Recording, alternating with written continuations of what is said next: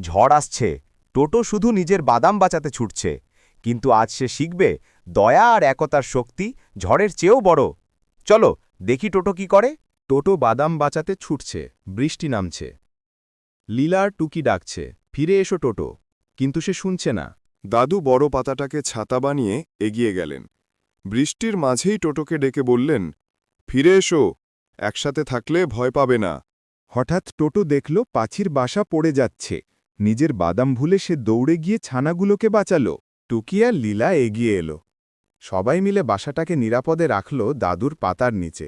এখন সবাই একসাথে। বৃষ্টি থেমে গেল, সূর্য উঠেছে। টোটো হাসছে, কারণ সে বুঝেছে দয়া করলেই মনটা হালকা লাগে। দাদু হাসলেন আর বললেন, দয়া মানে ভালোবাসার শক্তি। টোটোও হাসল, কারণ সে শিখেছে দয়ার আসল মানে। তো বন্ধুরা, তোমরাও সবাই একে অপরের প্রতি দয়া দেখাবে।